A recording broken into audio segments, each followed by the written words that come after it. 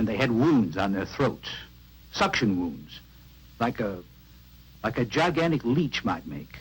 Hello and welcome to another bad movie review. This time we are talking about Attack of the Giant Leeches. This is a 1959 film, runs about an hour and 2 minutes. Obviously this was going to be a double bill at a drive-in. All these really short horror movies from this era were like that. It was directed by Bernard Kowalski, and unlike some of the other movies, this one tried really hard to go a different route with the monsters. So we open with the guy in overalls shooting at something in the water, and then he takes a swig from his generic stereotypical jug. Now this man is Lem. He is the catalyst for a lot of what we find happening later in the film. Lem goes to tell his friends about what's going on, and we meet some of his friends, including Dave, who runs the local general store kind of thing. And Dave has a wife named Liz, and she doesn't seem to like him too much for whatever reason, and she calls him fat all the time. Even though he is fat, that's still rude to say to your husband. But she's young and moderately attractive and has most of her teeth, so that makes her a bit of a prize in this here neck of the woods. Well, they get into an argument when she humiliates him in front of his friends, and of course his friends are making fun of him in front of and behind his back, so there's obviously some marital problems here. Then we meet Steve, and Steve is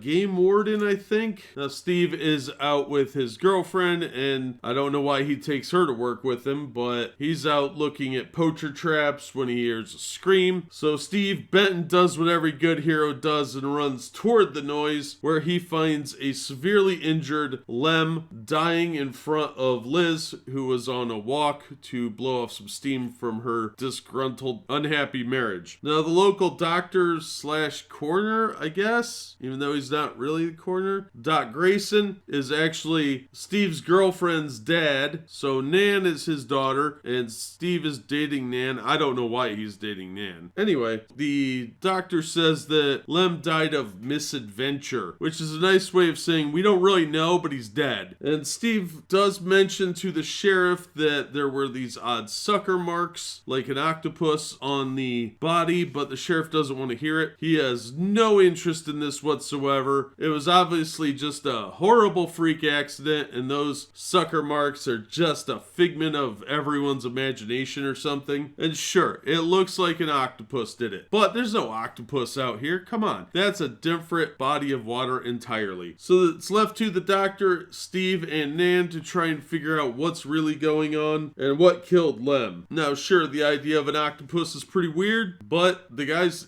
definitely dead and something weird killed him. So Steve goes out with Nan to poke around in the swampy areas to see if they can find anything, and they turn up pretty much nothing. Then we learn that Liz is running around on Dave with one of his friends like a dirty little hussy. Well, of course, Dave catches them and starts hunting them through the woods. He was planning on scaring them, but then giant monsters jumped out of the swamp and grabbed him, and he is now being accused of their murder. Well, that makes him very sad in the Epstein way, and yeah, that didn't really work out. Nobody apparently monitors the cells at this jail. Well, we end up with more people missing, and the hunt is on. So eventually they do resolve the situation. I won't explain how, but I will allude to the fact that the doctor has a real strong interest in dynamite. So he's the most interesting character in this movie. And Steve has a buddy who apparently was in the Navy with him that shows up to kind of help out. And although, because this is a 1950s movie, there's no plot, the body count ends up being around 6. And for an hour-long movie, that's not too bad. The movie did a pretty good job of not revealing much about the monsters till the very end of the movie. You don't actually see the monsters in full till about the 36-minute mark. And even then, it's a real brief shot, probably to hide the fact that these are basically glorified trash bags. But they still do a really good job of dressing it up and making the monsters look vaguely like leeches. So I thought that was actually pretty effective, considering considering this is an extremely low budget film. It is very character and dialogue driven. The monsters are barely in the movie, even though they're the driving force behind all these problems. And since you don't really see them till about halfway through the film, you just get little glimpses of them here and there. It really does make it a little bit more effective, and it does hide the fact that the budget was super low for costumes. And it would be really hard to pull off giant leeches in the 1950s with a minuscule budget. There's a scene where Dave and one of his friends are talking outside the general store, and you can see the reflection of the boom mic, so keep an eye out for that one. It's on the roof of the car. Also, when Steve and his buddy Mike are about to go underwater, Mike calls Steve Mike. So there's a little goof for you. Now, overall, this is actually not that bad of a movie. It's definitely not the greatest B movie, and it is mostly character driven and kind of slow, but I expected the monsters to look a lot goofier than they do. Yeah, it's obviously a actor in a sack suit with little plastic arms or whatever with fake suckers attached to them, and they do kind of look like garbage bags, but the scenes are so quick and pretty well shot that it doesn't really affect too much of what's going on. Now, Yvette Vickers, who played Liz in this movie, actually was in Playboy as sort of a promotion for this movie maybe, but she posed for Playboy around the time the film came out. So that's a thing that happened. And it's usually the other way around. Usually they start off as a Playboy model and then get into acting. But overall, the acting's not bad. Ken Clark really looked for pretty much any reason to have his shirt off so he could show off his manly chest hair. But my favorite character was easily the doctor with the desire to blow things up. He was really pushing for throwing dynamite in the water, especially after he found out the alligators were gone. He's like, yeah, now we can definitely blow it up, right? So that was a lot of fun. But overall, it's not a bad way to kill an hour. It's a little bit of a middle of the road